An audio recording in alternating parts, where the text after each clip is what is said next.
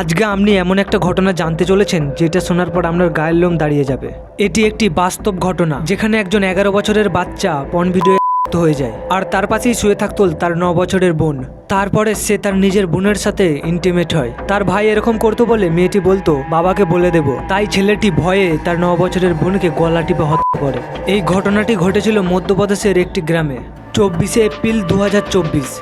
মধ্যপ্রদেশের রেওয়া একটি গ্রাম যেখানে সম্প্রতি ঘটেছে এই ঘটনাটি। এটা এমন এক নৃশংস ঘটনা যা মনুষ্যত্বকে প্রশ্নের মুখে দাঁড় করিয়েছে। একটি 9 বছরের বাচ্চা মেয়ের জীবন তাদের পরিবারের হাতেই শেষ হয়ে গেল। তাকে হত্যা করার পর বাগানে ফেলে দেয়। আপনারা অনেকেই হয়তো ভাবছেন একটি 11 বছরের বাচ্চা কিভাবে খুন করে লাশটিকে ফেলতে পারে, এর সাথে কেউ জড়িত থাকতেও তো পারে। ওয়েল, আপনি ঠিকই ভেবেছেন। কারা ছিল এই 9 বছরের বাচ্চা শিশুটিকে খুন করার পেছনে? জানলে আপনার চোখ কপালে উঠে যাবে। আর আপনাকে একটি অনুরোধ, এই ভিডিওটি সতর্ক হওয়ার জন্য হলেও পুরো ভিডিওটি দেখুন আর আপনার আশেপাশে বন্ধুদেরকে বা আপনার পরিবারের সাথে শেয়ার করুন। তো চলেন ভিডিওটি শুরু করা যাক।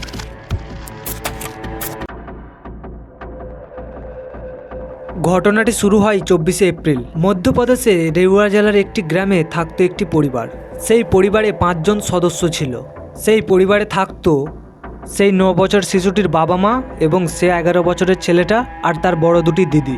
মেয়েটির বাবা মা কাজ করতে যেত আর সেই 11 বছরের ছেলেটি এবং 9 বছরের মেয়েটি স্কুলে যেত। ছেলেটি স্কুল থেকে এসেই আগে মোবাইল ঘাঁটতো আর আস্তে আস্তে সে পর্ন ভিডিওয়ে আসক্তি হয়ে যায়। আর ওই ছেলেটি আর মেয়েটি একই ঘরে ঘুমাতো। প্রতিদিনের মতো তার বাবা মা কাজে চলে যেত আর তারা স্কুলে চলে যেত। আর স্কুল থেকে এসেই সে আগে মোবাইল ঘাঁটতো এবং পর্ন ভিডিও দেখতো। একদিন তার বাবা মা জিজ্ঞাসা করলো, এত কেন মোবাইল ঘাঁটিস? ছেলেটি উত্তরে বলল, আমি অনলাইনে ক্লাস করি। এটা শোনার পর তার বাবা মা আর কিছু বলতো না তাকে। একদিন রাতের বেলা কি হয়, সে পর্ন ভিডিও দেখে আর তার বোনের সাথে ওই রকম করতে চায়। মেয়েটির সাথে জোর জবরদস্তি করে আর মেয়েটি বলে বাবাকে বলে দেব। এটা শুনে ছেলেটি ভয়ে তাকে হত্যা করে।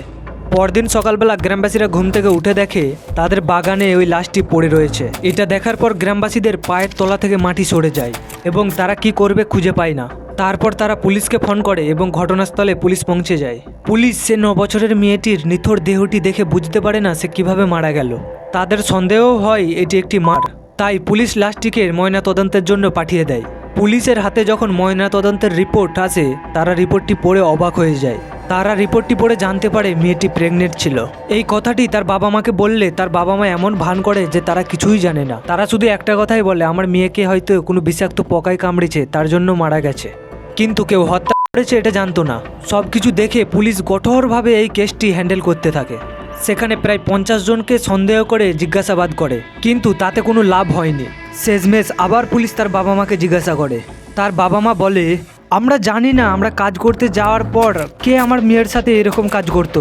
আমরা ভেবেছিলাম তাকে কোনো বিষাক্ত পোকাই কামড়েছে, তার জন্য সে মারা গেছে। পুলিশ তাদের বাড়ি ভালোভাবেই চেক আপ করে, কিন্তু পুলিশ সেখানে কোনো ক্লু খুঁজে পায় না। না কেউ বাইরে এসেছে, না কেউ ভেতরে গেছে। তারপরে তাদের ফ্যামিলির ছেলে মেয়ে সবাইকে জিজ্ঞাসাবাদ করা হয় আর সেখানেই তারা ধরা খেয়ে যায়, কারণ এক একজন এক এক রকম কথা বলছিল। আর এটা দেখেই পুলিশ সন্দেহ করে তাদের ফ্যামিলির দিকে। পুলিশ তাদেরকে কঠোরভাবে ধরে এবং ভয়ে ছেলেটি সব সত্যি কথা বলে দেয়। ছেলেটি বলে, আমি রাতের বেলা ভিডিও দেখছিলাম আর আমার বোনের সাথে আমি এই করেছি, কিন্তু আমার বোন বলে আমি বাবাকে বলে দেব। আর আমি ভয়ে তাকে গলা টিপে হত্যা করি আর মাকে আর দিদিকে ঘুম থেকে উঠ করাই। তারা জিজ্ঞাসা করলে কি করছি এগুলো, সে উত্তরে বলে আমি তার সাথে এইরকম করছিলাম, কিন্তু সে বলে বাবাকে বলে দেব, তাই আমি তাকে হত্যা করেছি। তারপরেও সেই 9 বছরের মেয়েটি মারা যায়নি, সে লড়ে ওঠে।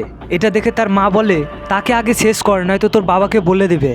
তারপরে তাকে মেরে ফেলা হয় এবং উঠানে ফেলে দেওয়া হয়, যাতে না কেউ সন্দেহ করে। তার জন্য ঘরের সব কিছুই চেঞ্জ করে দেওয়া হয়, স্থানান্তরিত করা হয়। এই সব সত্যি জানার পর তার বাবার অবস্থা পুরো খারাপ হয়ে যায়, সে পুরোপুরি ভেঙে যায় আর তাদেরকে পুলিশ গ্রেপ্তার করে নেয়। বন্ধুরা, একবার চিন্তা করে দেখুন তার মা কতটা খারাপ।